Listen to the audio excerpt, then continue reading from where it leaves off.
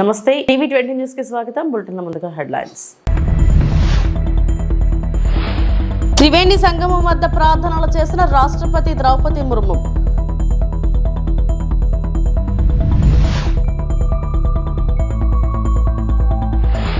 మానవత్వం చాటుకున్న ఏపీ మంత్రి అనిత.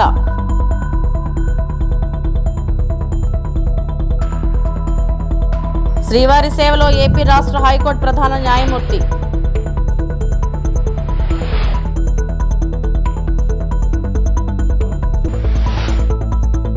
రాష్ట్రపతి ద్రౌపది ముర్ము మహాకుంభ్ 2025 కోసం ప్రయాగ్రాజ్ని సందర్శించి త్రివేణి సంగమం వద్ద పవిత్ర స్నానం చేసి ప్రార్థనలు చేశారు. డాక్టర్ రాజేంద్ర ప్రసాద్ తర్వాత కుంభమేళాలో పవిత్ర స్నానం చేసిన రెండవ రాష్ట్రపతి ఆమె.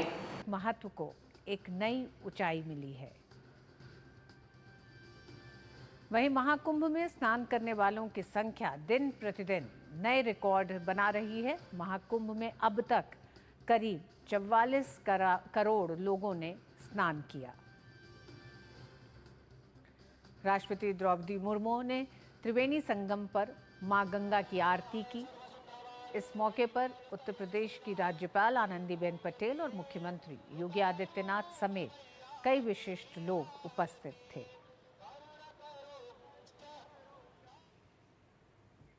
त्रिवेणी में आस्था की डुबकी लगाने के बाद राष्ट्रपति क्रूज से अक्षय वट के लिए रवाना हुई।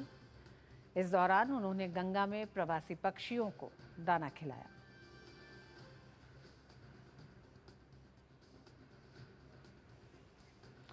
और बाद में राष्ट्रपति अक्षय वट पहुंची, जहां उन्होंने पूजा अर्चना की। सनातन संस्कृति में अक्षय वट को अमरता का प्रतीक माना जाता है। ये हिंदू धर्म का एक महत्वपूर्ण स्थल है, जिसकी महत्ता पुराणों में भी वर्णित। ఏపీ హోంమంత్రి అనిత మానవత్వం చాటుకున్నారు. నర్సారావుపేట బైపాస్ రోడ్డులోని వై జంక్షన్ వద్ద సోమవారం ఉదయం బైక్ ప్రమాదం జరిగింది.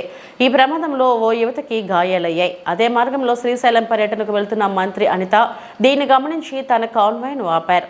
గాయపడిన ఆ యువతి వద్దకు వెళ్లి సపర్యలు చేశారు. మంచినీరు అందించి ధైర్యం చెప్పారు. అనంతరం వేరే వాహనంలో ఆసుపత్రికి తరలించే ఏర్పాట్లు చేశారు.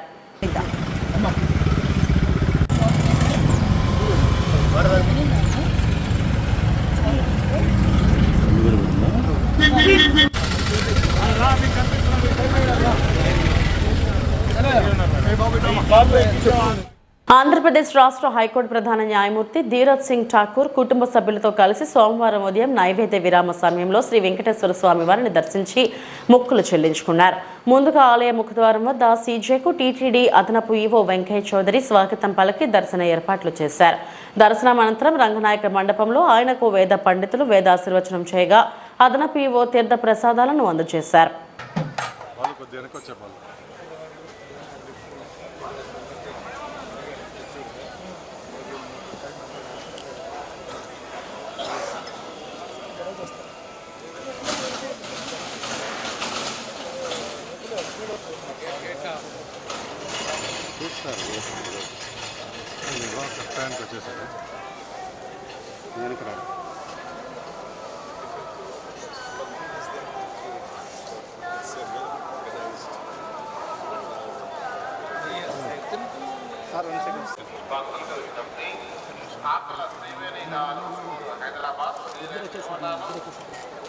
వెంగమాంబ అన్నప్రసాదం వెళ్ళి వైభవ్ గారిని కలుసుకొచ్చుగా కోరుతున్నాము.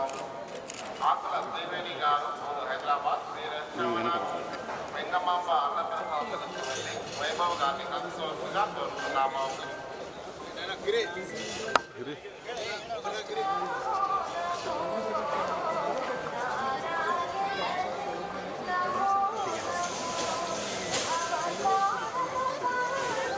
ये पकड़ा भाई, ये पकड़ा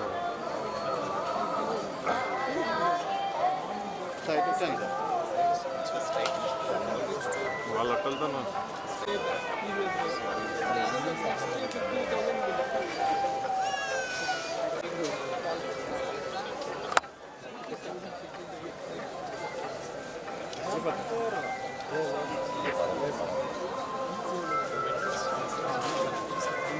ఓకే.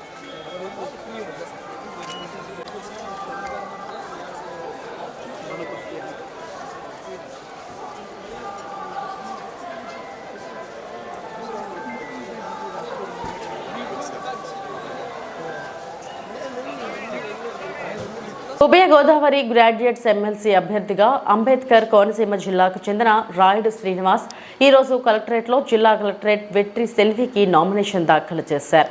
ఈ సందర్భంగా కలెక్టరేట్ నుంచి బయటకు వచ్చిన రాయుడు శ్రీనివాస్ విలేకరులతో మాట్లాడారు. అధికారంలోకి వచ్చిన పార్టీలు అధికారం చేపట్టిన తర్వాత ఎన్నికల టైంలో ఇచ్చిన హామీలను అమలు చేయకపోయినా ఇటువంటి పార్టీలను డిస్మిస్ చేసే విధంగా గవర్నర్కు విస్తృత అధికారులు ఇవ్వాల్సిన అవసరం ఉందని పోయారు. రాష్ట్రంలో నిరుద్యోగ సమస్య పెరిగిపోవడం వల్ల ఇతర రాష్ట్రాలకు దేశాలకు వలస వెళుతున్నారని ఆవేదన వ్యక్తం చేశారు.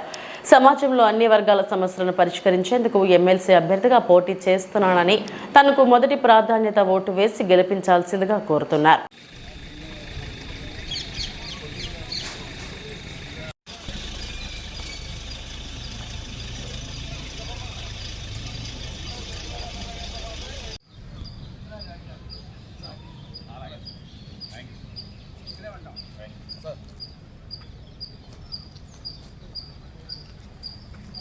రాయుడు శ్రీనివాస్ హైకోర్ట్ ఆఫ్ తెలంగాణలో ప్రాక్టీస్ చేస్తున్నాను అడ్వకేట్గా.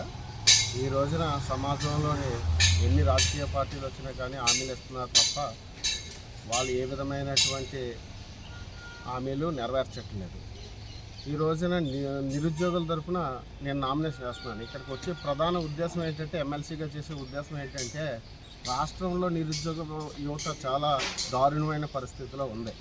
మీరు మన విలేజ్ నుంచి సిటీల నుంచి కూడా హైదరాబాదు, బెంగళూరు, చెన్నై నగరాలకి జనాలు వలసపోతున్నారు.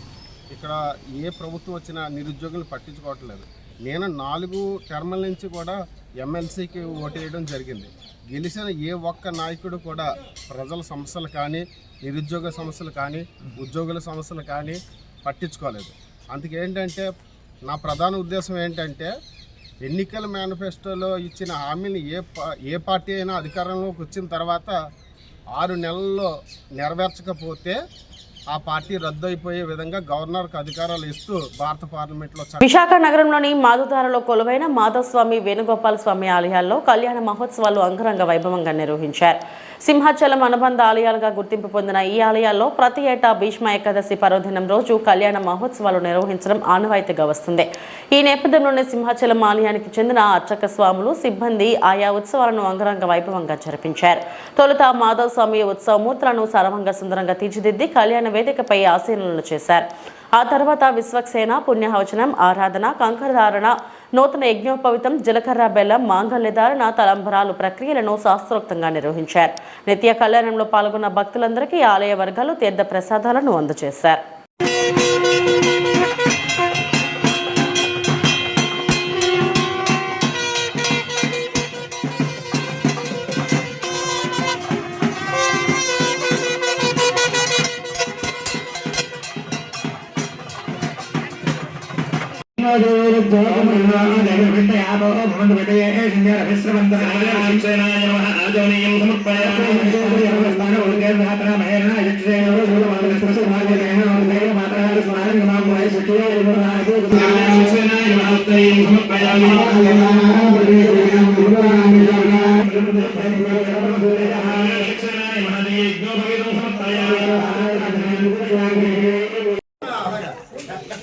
పితామహుడు ఆయన ఒక వరం ఉంది, ఆ నాన్నగారే ఇచ్చాడు వరాన్ని. ఆయన ఇష్టం వచ్చినప్పుడు ప్రాణోత్క్రమణం చేయగలిగినటువంటి వరం ఇచ్చాడు.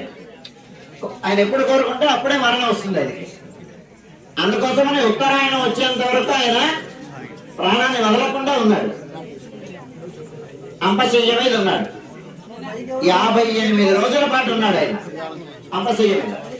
అంటే ఎంతటి వాడికైనా చివరి కాలంలో శారీరకమైనటువంటి అనుభవాన్ని, కర్మానుభవాన్ని అనుభవించి తీరాలి అనేటువంటి సందేశాన్ని ఆయన అనుభవించి చెప్పాడు. బాగా చెప్తూ ప్రాణం వదిలేసే సమయం ఆయనకు తెలిసిన ధర్మాన్ని ఉపదేశించాడు. ఆయన ధర్మరాజుకి ధర్మాన్ని ఉపదేశించాడు. ఆయన ఏమి ధర్మం ఉపదేశించాడంటే, ఆయన తాత నువ్వు చెప్పు ధర్మరాజుకి అంటే, స్వామి నువ్వు ఉన్నావు కదా, నువ్వు చెప్పొచ్చు కదా, నువ్వు చెప్పు అన్నాడు కృష్ణుడు. అంటే నేను చెప్పినది ఫలించదు, నువ్వే చెప్పాలి అని చెప్పాడు. కిమేకం దైవతంలోకే కింవాప్యేకం పరాయణం స్తువంతః వాక్యమర్చంతః అని ప్రాప్తయో మానవాః శుభం. లోకంలో ఉండేటువంటి వాళ్ళందరూ మంచిని పొందాలంటే, శుభాన్ని పొందాలంటే ఎవరిని మనం పూజించాలి అంటే జగత్ప్రభం దేవదేవం అనంతం పురుషోత్తమం స్తువం నామ సహస్రేణ పురుషః సతతోత్థితః అని ఆయన జగత్ప్రభు అయినటువంటి శ్రీమన్నారాయణుడిని ఉపాసిస్తే, ఆయన నామాలని స్తోత్రాన్ని పారాయణం చేస్తే వాళ్ళు సుఖంగా ఉంటారు అని. అందుచేత వాళ్ళు మీరందరూ బహుశా విష్ణు సహస్రనామం పారాయణం చేసి ఉంటారు. ఆ చేసినటువంటి ఫలితం వలన లోకంలో ఉండేటువంటి వాళ్ళందరూ ఇవాళ తన యొక్క అనుగ్రహానికి పాత్రమై సుఖ సంతోషాలతో సుఖంగా ఉండాలి అని జగత్ప్రభువు కళ్యాణం చేసుకున్నారు. ఆయన కళ్యాణం లోకానికి కళ్యాణం కదండి. అంచేత ఆయనకి కళ్యాణం చేస్తే లోకమంతా శుభ పరంపరలతో సుఖ సౌఖ్యాలతో ఉండాలి అని మనం ఆశిద్దాం.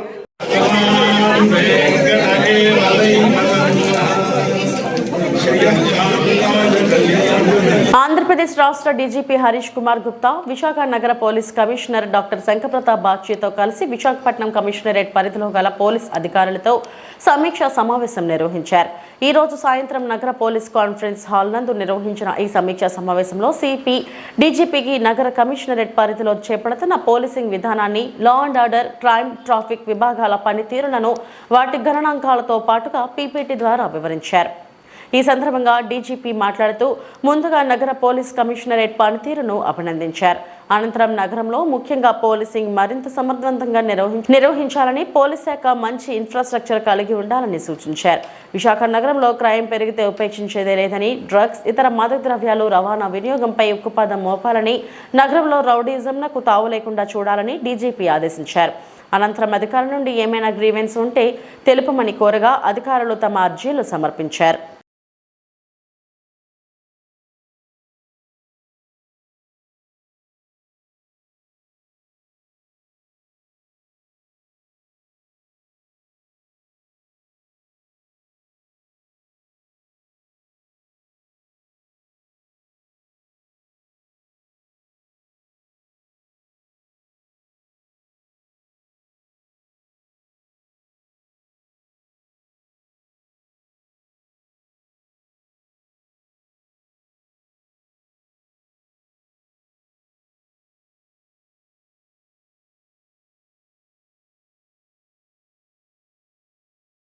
పశ్చిమ గోదావరి జిల్లా పాలకొల్లు నియోజకవర్గంలో పేదలకు వైద్య సహాయంగా ముఖ్యమంత్రి సహాయ నిధి చెక్కులు అందజేత. నాడు జగన్ పేదలకు వైద్యంను పూర్తిగా దూరం చేస్తే నేడు చంద్రబాబు మళ్లీ పునరుద్ధరించి ఆదుకుంటున్నారు. పేదల గుండెకు భరోసా కింద గుండె జబ్బు వస్తే 60,000 విలువ గల ఇంజెక్షన్ ఉచితంగా అందిస్తున్న కూటమి ప్రభుత్వం అధికారంలోకి వచ్చిన 8 నెలల్లోనే పెంచి ఇచ్చిన సామాజిక పెన్షన్లు, మెగా డిఎస్సి నోటిఫికేషన్, అన్నా క్యాంటీన్ల పునరుద్ధరణ, సంవత్సరానికి 3 గ్యాస్ సిలిండర్లు, ల్యాండ్ టైటిలింగ్ యాక్ట్ రద్దు, అస్తవ్యస్తమైన రోడ్ల వ్యవస్థను చక్కదిద్దడం, కష్టమైన అభివృద్ధి, సంక్షేమం దిశగా పాలన అందిస్తున్నారు. వైద్యం నిమిత్తం ఖర్చు పెట్టుకునేటువంటి వాళ్ళు ఎవరైతే ఉన్నారో మరి వాళ్ళు బిల్స్ తీసుకొస్తే వాళ్ళకి సీఎం రిలీఫ్ ఫండ్ ద్వారా మరి పెద్ద ఎత్తున వాళ్ళకి సాయం అందించి మానవత్వం చాటుకున్నటువంటి ప్రభుత్వం ఈరోజు ఎన్డీఏ ప్రభుత్వం. ఎందుకంటే మనం చూస్తూ ఉన్నాం, మరి ఆసుపత్రులకు వెళ్ళి 50,000, 1,00,000, 5 లక్షలు, 30 లక్షలు, 20 లక్షలు ఇట్లా బిల్లులు చెల్లించుకుని ఆరోగ్యం కుదుటపడి ఇంటికి వచ్చినా కూడా ఒక పక్క ఆరోగ్యం కుదుటపడింది అని సంతోషించాలో, ఆ హాస్పిటల్కి చెల్లించేటటువంటి బిల్లుల్ని మళ్ళీ ఎట్లా తీర్చాలి, బంగారం తాకట్టు పెట్టో, ఇల్లు తాకట్టు పెట్టో, ఎక్కడో అప్పు తెచ్చుకునో వైద్యం చేయించుకున్నాం అనేటువంటి బాధ మరొక పక్కన ఉన్నటువంటి స్థితిలో అటువంటి బాధ వాళ్ళ ఇబ్బంది లేకుండా ఈవేళ మరి పెద్ద ఎత్తున ఎవరైతే ఈ యొక్క వైద్యం నిమిత్తం ఖర్చు ఏదైతే ఉందో దాని ఇవాళ చెక్కుల రూపంలో పెద్ద ఎత్తున అందిస్తూ ఉన్నాం. అందులో భాగంగా ఈరోజు చూసాం, ఏదైతే గడిచిన 4-5 నెలల కాలంలోనే మన పాలకొల్లు నియోజకవర్గంలో అది 1,59,17,259 రూపాయలు, అంటే ఇంత పెద్ద ఎత్తున 5-6 మాసాల్లోనే. మళ్ళీ ఈరోజు మరి 11,93,535 ఏదైతే ఒక 10 మందికి ఈరోజు కూడా సీఎంఆర్ఎఫ్ చెక్కులు. అంటే ఈ రకంగా 5-6 నెలల కాలంలోనే మరి దగ్గర మరి 1,70,80,00,000 రూపాయలు ఈరోజు సీఎంఆర్ఎఫ్ ద్వారా పేదలకు వైద్య నిమిత్తం అందించామని అంటే ఈ ప్రభుత్వం ఎంత కష్టపడి పనిచేస్తున్నాం అనేటువంటిది ఇదే ఒక ఉదాహరణ అని చెప్పి తెలియజేసుకుంటూ, ఎవరైతే ప్రజలున్నారో వాళ్ళకి సేవ చేయాలనేటువంటి తపన ఉంటేనే ఇటువంటివి సాధ్యమవుతాయి. అవన్నీ లేనిటువంటి వ్యక్తులు కాబట్టి గత పాలనలో ఒక్క రూపాయి కూడా ఎవరికి కూడా సరైనటువంటి విధంగా సీఎంఆర్ఎఫ్ అందలేదు అని అంటే మరి గత ప్రభుత్వానికి ఈ ప్రభుత్వానికి ఎంత తేడా ఉంది సేవలు అనేటువంటి విషయాన్ని కూడా ప్రజలందరూ కూడా గుర్తుపెట్టుకోవాలని చెప్పేసి మీ ద్వారా అందరినీ కూడా కోరుకుంటూ ఉన్నాం. అనకాపల్లి జిల్లా నర్సీపట్నం అబిద్ సెంటర్లో ఉన్న అంబేద్కర్ విగ్రహం వద్ద నర్సీపట్నం మాల జేఏసీ ఆధ్వర్యంలో ఆకివీడులో దళితులపై ఏపీ డిప్యూటీ స్పీకర్ రఘురామకృష్ణంరాజు చేస్తున్న భూదందాలు దాడులకు నిరసనగా చేపట్టారు. మొదటగా అంబేద్కర్ విగ్రహానికి పూలమాలలు వేసి నివాళులు అర్పించారు. ఈ సందర్భంగా వారు మాట్లాడుతూ, ఒక రాజ్యాంగబద్ధ పదవిలో ఉండి అన్యాయంగా దళితుల భూములను లాక్కోవడం, మాట వినకపోతే దాడులు చేయడం దారుణమన్నారు. అన్యాయంగా పేదల పొట్ట కొడుతున్నామన్నారు.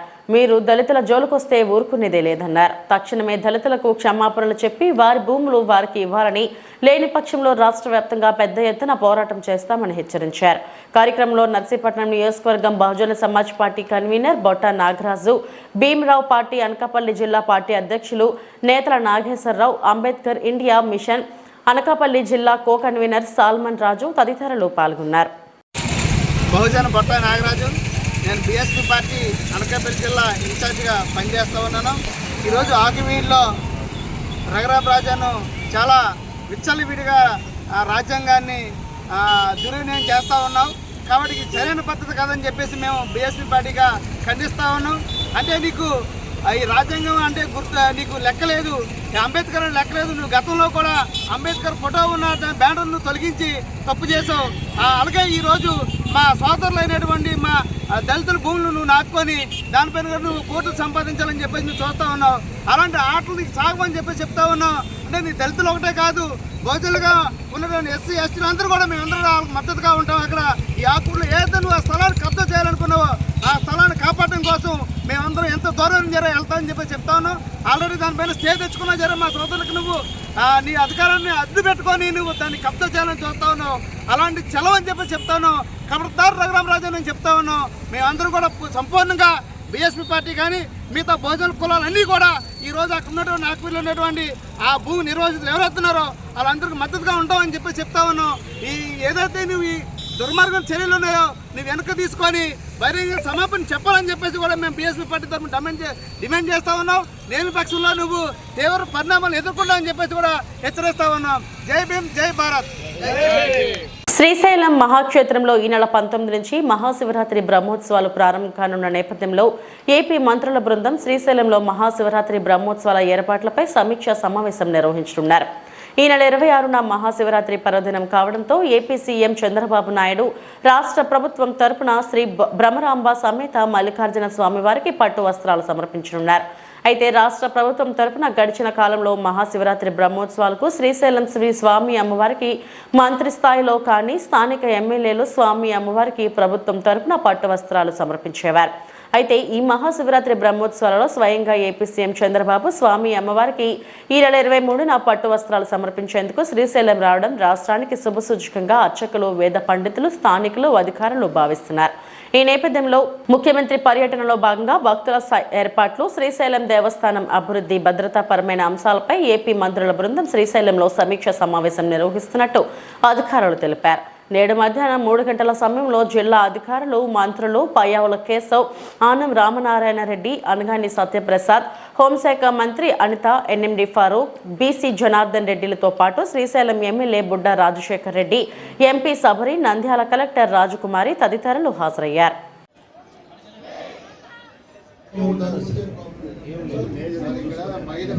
ఈ మామిడికాయలు పీసెస్, ఉసిరికాయలు ఇవన్నీ రోడ్డు పైన ఉంటాయి సార్. వచ్చినోడంతా ఎవరిని అలో చేయలేదు.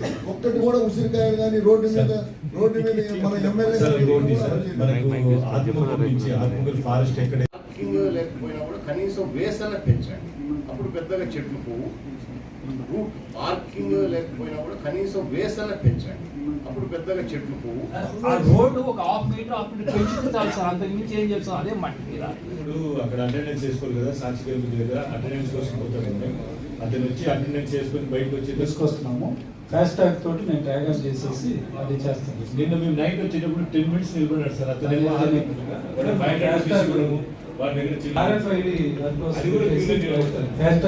ఏమంటే చేస్తున్నాం కానీ అది హైట్ సరిపోవట్లేదు, దూకుతున్నారు దాంట్లో వేరు. చాలా మంది వచ్చినోడు ప్రసాదం తీసుకొని పోవాలి. ప్రతి సత్రంలో మీరు హట్ అయిపోయినారు. అందుకని ఈసారి అక్కడ సపరేట్ గా 2 cartons నేను బ్యారికేడ్ పెడతాను. మనం ఈసారి 9 గంటల నుంచి శివస్వామిని లోపలికి తీసుకొని కూర్చోబెట్టేస్తాం. అందుకని ఈసారి అక్కడ సపరేట్ గా 2 cartons నేను బ్యారికేడ్ పెడతాను. వాళ్ళు వెళ్ళి అట్లా వాళ్ళు ఏం చేస్తారంటే, అది లాస్ట్ ఇయర్ కూడా మనీ ఇష్యూ వచ్చింది, మాకు క్రెడిట్ అవ్వాలి మేము పని చేసిన తర్వాత. ఈసారి ప్రయర్గా మా ఫారెస్ట్ కోఆపరేట్ చేయండి. అది మా లెవెల్లో తీసుకునేది కాదు సార్.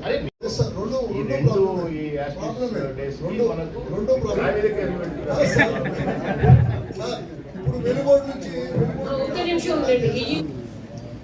హట్ అయిపోయినారు. బ్యాడ్జీలో అడ్డుదొరుకుతారు. తర్వాత సార్ ఇవన్నీ అయిపోయిన తర్వాత లడ్డు కౌంటర్ దగ్గరికి ఒకటేసారి వచ్చి పడతారు. నంద్యాల జిల్లా ఆలగడ్డ రుద్రవరం మండలం కోటకొండ గ్రామంలో అక్రమ మట్టి తవ్వకాలు జరుగుతున్నట్టు సాక్షిలో వచ్చిన కథనంపై స్పందించిన టీడీపీ నాయకులు కోటకొండ కొలను చెరువులో నుంచి అక్రమంగా మట్టి తోలుతున్నారంటున్నారు. గ్రామస్తులు అందరూ కలెక్టర్ను కలిసి కొలను చెరువు పూడి ఉందని మట్టి తవ్వేసి మమ్మల్ని కాపాడాలంటూ అర్జీ ఇవ్వడం జరిగింది. South zone railway contractor railway track సంబంధించి మన్ను కావాలని ఎంఆర్ఓను మరియు విఆర్ఓకి అర్జీ ఇచ్చి రాయల్టీ కట్టి మరి ఈ మట్టిని రైల్వే ట్రాక్ కు సంబంధించి పంపించడం జరిగిందని, దీనికి సంబంధించిన ప్రతి ఒక్క ఆధారాలు మా దగ్గర ఉన్నాయని టీడీపీ నాయకులు పేర్కొన్నారు. అనవసరంగా తప్పుడు కథనాలు రాస్తూ మా టీడీపీ నాయకులపై బురజల్లే వార్తలు రాస్తున్న సాక్షి దినపత్రికకు మేము సవాల్ విసురుతున్నాం. ఈ మట్టిపై సంబంధించిన అన్ని ఆధారాలు రాయల్టీస్ మా దగ్గర ఉన్నాయని, మీ దగ్గర ఏమైనా ఆధారాలు ఉంటే నిరూపించి వార్తలు రాయాలని, ఆధారం లేకుండా వార్తలు రాస్తే చట్టపరమైన చర్యలు తీసుకుంటామని హెచ్చరించారు. ఈ కార్యక్రమంలో మండల కన్వీనర్ లింగం రంగనాయకులు, మాజీ ఎంపీపీ పోలా గురుమూర్తి, పేరూరు రామనాథ్ రెడ్డి, తూపల్లేరు యువరాజు తదితరులు పాల్గొన్నారు. రంగయ్య గారు ఇది వరకు చెప్పిన విధంగా జరుగుతున్న విషయం ఒకటి, వాస్తవాలుగా రాయడం పత్రికా నిబద్ధతకు సంబంధించిన విషయం. మేము పత్రికా నిబద్ధత మీద సవాలేస్తూ ఈరోజు ప్రెస్ మీట్ పెట్టడం జరిగింది. ఎందుకు అంటే మొట్టమొదటిగా నేషనల్ కాదు ఇంటర్నేషనల్ అయిపోయింది. ఫస్ట్ వాళ్ళ అధినేత దగ్గర నుంచి తీసుకున్నాం. ఈరోజు జరుగుతున్న వాస్తవాలను మీరు గమనిస్తూనే ఉన్నారు. ఆయన నేషనల్ కాదు ఇంటర్నేషనల్ మీడియాలో కూడా వెలిగిపోతూ ఉన్నాడు. మన ఆంధ్రప్రదేశ్ పేరు ప్రఖ్యాతులను ఎక్కడికి అమెరికా వరకు తీసుకుపోయినాడు ఆయన. మన లోకల్ వరకు తీసుకున్నామంటే ఈరోజు మా రుద్రవరం మండలంలో జరుగుతుండేది కోటకొండ ఇష్యూ అని చెప్పారు. కోటకొండ ఇష్యూకు సంబంధించి మొత్తం విత్ రాయల్టీ కట్టి రైల్వేకు సంబంధించిన ఒక కాంట్రాక్ట్ కోసం గవర్నమెంట్కు ప్రాపర్ రాయల్టీ కట్టి మేము అక్కడి నుంచి మట్టి తరలించడం జరుగుతూ ఉంది. అంతకు తప్పితే వేరే ఇష్యూస్ ఏం లేవు. ఈ ఇష్యూను బట్టి వాళ్ళు ఏమంటున్నారంటే ఒక్కొక్క రోజుకు ₹1 కోటి సంపాదించే క్యాపబిలిటీ తెలుగుదేశం పార్టీ నాయకులు అక్రమంగా తవ్వుతున్నారు అంటున్నారు. పార్టీకి సంబంధించిన నాయకులను పక్కన పెడదాం కొద్దిసేపు. ఆయన డైరెక్ట్గా ప్రతిరోజు 2 రోజులకు ఒకసారి 3 రోజులకు ఒకసారి ప్రెస్లో రాయడం జరుగుతూ ఉంది. జనాలు కూడా దీన్ని నిజమని నమ్మాల్సిన పరిస్థితులు వస్తాయి. ఎందుకంటే రోజు పాడిందే పాట ఆయన పాడుతూ ఉన్నాడు సాక్షి మీడియాలో. ఆ పాడిందే పాట కోసం మేము ఈరోజు డైరెక్ట్లీ చెప్తా ఉన్నాం. కోటకొండ గ్రామంలో కొలం చెరువు ఉందయా, ఆ కొలం చెరువులో ఏం జరుగుతూ ఉందంటే అది పూడికకు గురైంది, దానివల్ల గ్రామస్తులు ఇబ్బంది పడుతున్నారని అనడం వల్ల అర్జీ పెట్టిన తర్వాత కోటకొండ గ్రామానికి సంబంధించిన అర్జీ కలెక్టర్ గారికి క్లియరా పత్రికా మూలకంగా నేను ఇస్తున్నాను. ఇంకొకటి సౌత్ సెంట్రల్ రైల్వే నుంచి పర్మిషన్, ఎందుకంటే ఈ మట్టి తవ్వుకోవడానికి సౌత్ సెంట్రల్ రైల్వే తీసుకున్న పర్మిషన్.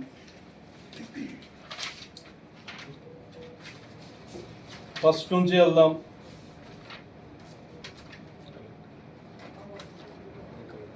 ఇది మన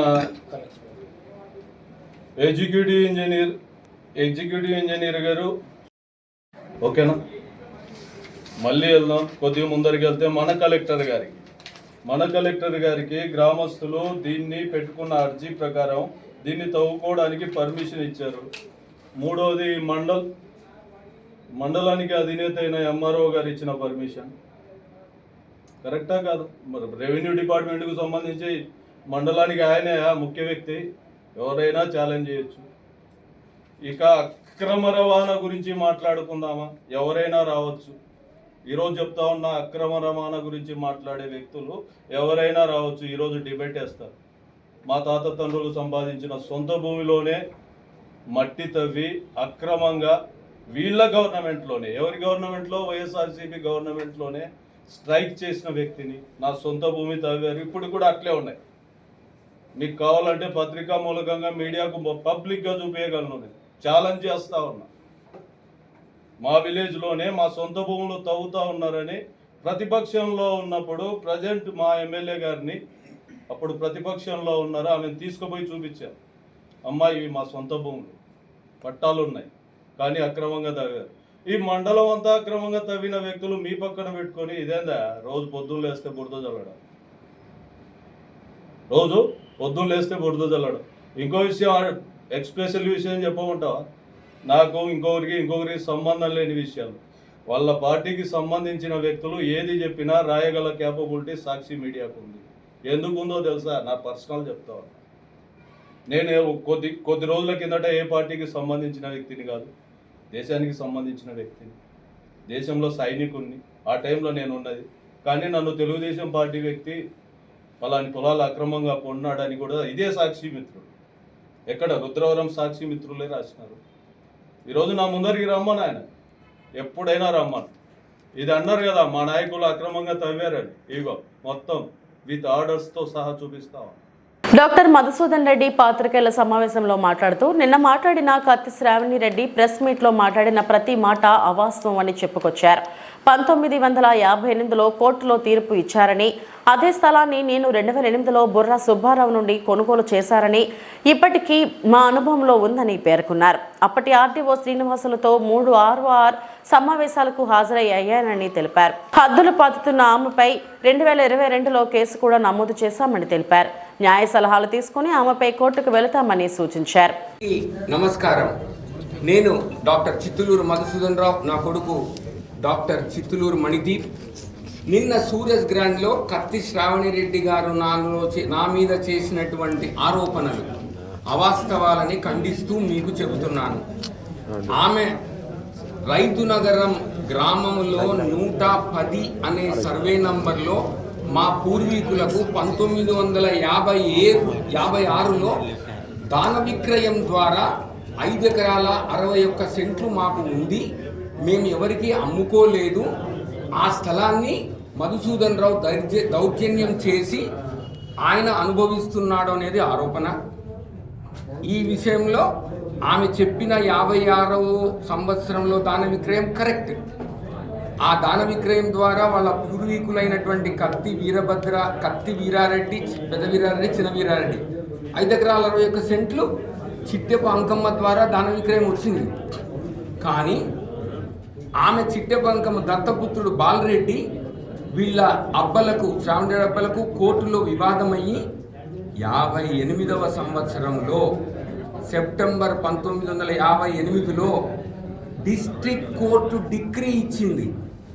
110 అనేటువంటి సర్వే నంబర్లో శ్రావణి రెడ్డి గారి పూర్వీకులకు ఎటువంటి హక్కు లేదు.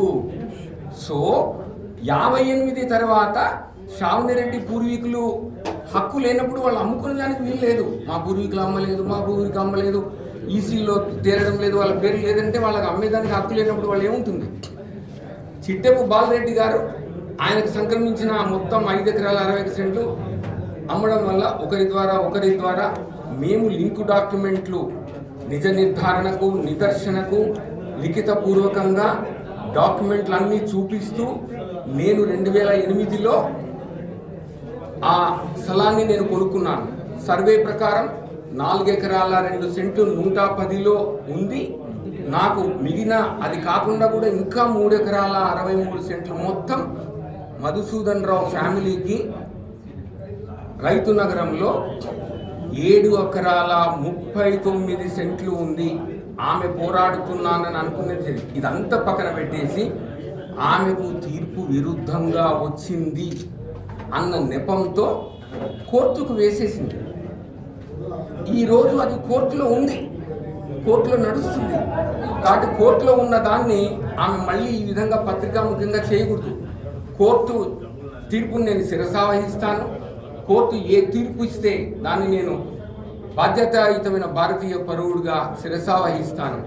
కోర్టు తీర్పు ఏముంటే అది చేస్తాను. కానీ ఖచ్చితంగా మా న్యాయ సలహాల నిపుణుల మేరకు మేము ఆమె మీద పరువు నష్టం దావా డిఫమేషన్ వేయవచ్చు. అలాగే క్లెయిమ్లీ exclusive whatever it may be unless మా వినకుండా ఈ దాన్ని ప్రాపగేట్ చేస్తున్నటువంటి వాళ్ళ గురించి కూడా న్యాయ సలహాలు కూడా మేము తీసుకుంటాం. నా వార్తలను ఆమె వార్తలను మీరు ఎలాగైతే ప్రచురించారో నిన్న నా వివరణను కూడా తీసుకొని పత్రికల్లో మీరు దాన్ని కూడా ప్రచురించండి. ఆమె ఒకటి చెప్పింది, నేను ఇంకొకటి చెబుతున్నాను. ఏది సహేతుకమని మీరు దయచేసి పత్రికా సోదరులకు, ఎలక్ట్రానిక్ సోషల్ మీడియా వాళ్ళకి ఇది విన్నవిస్తున్నాను. ధన్యవాదాలు. ఆమెతో పోరాడుతున్నాను. దయచేసి ఇందులో రాజకీయ నాయకులు నన్ను దయచేసి లాగొద్దండి. నేను ఏ రాజకీయ నాయకుని సలహా హెల్ప్ తీసుకోలేదు, నిజంగా చెప్తున్నాను. ఆమె మాత్రం ప్రతి ఒక్క రాజకీయ నాయకుని యొక్క తలుపు తట్టింది, నో ప్రాబ్లం. నేను మాత్రం ఏ రాజకీయ నాయకులు హెల్ప్ తీసుకోను. అలాగే కూటమి ప్రభుత్వం, మన ఎన్ఎండి ఫరూక్ గారు కూడా మా గౌరవ మంత్రివర్యులు వాళ్ళ దృష్టికి వెళ్తానన్నారు. మాకు కూడా ఆ దృష్టికి వెళ్ళినప్పుడు మేము ఖచ్చితంగా ఆయనకు వివరణ ఇస్తాం. No problem, no issues. అన్నికి మీకు చెప్పానని అనుకుంటున్నాను. చూపించమంటారా? వాస్తవాలండి. మీరికి నమస్కారం. నిన్న శ్రావణి రెడ్డి గారు మా నాన్న పైన చేసిన ఆరోపణలని నేను తీవ్రంగా ఖండిస్తున్నాను. ఒక కొడుకుగా నాకు చాలా బాధ కలిగింది. మా నాన్న నాకు నేను చాలా బాధపడిపోయి, ఏంటిది ఒక సేవా తత్పరత, మధుసూదన్ రావు అంటే ఏంటిది అని చెప్పి నంద్యాలే కాదు, రాయలసీమ కాదు, ఎంటైర్ సౌత్ ఇండియా తెలుసు. అటువంటి వ్యక్తిని పట్టుకొని నోటికి ఏది వస్తే అది మాట్లాడడం అనేది సభ్యకరంగా, సమాజంగా ఏమి ఉద్దేశం ఇస్తుందో నాకు అర్థం కాలేదు. కొడుకుగా నేను చాలా మనస్తాపం చెందితే మా నాన్న ధైర్యం చెప్పి, మనం ఈమెతో గత 4-5 సంవత్సరాలుగా ఎవరి సహాయం లేకుండా మన పక్కన నిజం, నిజాయితీ, న్యాయంతో మనం పోరాడుతున్నాం. ఒకరి అండ లేకుండా ఓన్లీ న్యాయవాదులతో మేము సమర్పిస్తూ దీనిని ఫైట్ చేస్తున్నాం. అటువంటి దాంట్లోకి అనవసరంగా రాజకీయ నాయకులని వాళ్ళని తీసుకొని వచ్చి ఇది హై పొలిటికల్ డ్రామాగా తయారు చేసి దీనిని వైరల్ చేసి ఆమె ఏదో లబ్ధి పొందాలన్న దురుద్దేశంతో నిన్న అన్ని చాలా అవాస్తవాలను ఇవన్నీ చెప్పడం జరిగింది. మేము ఇప్పుడు ఇందాక మీకు ఒక 15-20 నిమిషాల దాకా మీకు అన్ని అవాస్తవాలను ప్రూవ్ చేశాం. ఆమెకి నిజంగా నిజాయితీగా 1 సెంటు భూమికి ఆమె దగ్గర 1 పత్రం ఉంటే తీసుకొని రమ్మండి, కోర్టులో ప్రొడ్యూస్ చేయమనండి, కోర్టు కేసు గెలవమనండి. మేము ఆమెకి పువ్వుల్లో పెట్టి ఆ భూమిని మేము అందిస్తాం. ఇది మధుమణి కుటుంబం తరపు నుంచి మేము ఇచ్చే వాగ్విధానం అనుకోండి. కానీ మా పైన సేవా ముసుగు అట్లాంటి పదాలను వాడుతూ ఒక వ్యక్తి 34 సంవత్సరాలుగా ప్రజలకి సహాయపడుతున్న వ్యక్తిని దురుద్దేశంతో దుర్భాషలాడి సొంత లాభం కోసం మాట్లాడడం వల్ల వచ్చిన లాభం ఏంటో నాకు తెలియదు. 1 డాక్యుమెంట్ కన్నా ఆమె దగ్గర ఉంటే దయచేసి తీసుకొని రమ్మనండి. తీసుకొని రారు, కోర్టులో ప్రొడ్యూస్ చేయరు, కోర్టు వాయిదాలకి వాళ్ళు రారు. ఇలా జరుగుతున్నప్పుడు ప్రెస్ మీట్ పెట్టి అవాస్తవాలను వాస్తవాలుగా చేయాలన్న ఈ ఆలోచనని దయచేసి మేము ఖండిస్తున్నాము. పత్రికా సోదరులకి నేను మనస్ఫూర్తిగా విన్నపిస్తున్నది ఏంటంటే, మా వైపు స్టోరీ విన్నారు, మీ దగ్గర ఆల్ ప్రూఫ్స్ అండ్ డాక్యుమెంట్స్ మీకు ఇచ్చాము. దయచేసి ఈ వాస్తవాన్ని ప్రజలలోకి తీసుకెళ్ళండి. మేము ఇప్పుడు ఎవరికో భయపడో. ఇవి ఇప్పటివరకు నా బులెటిన్ అప్డేట్స్. నమస్తే.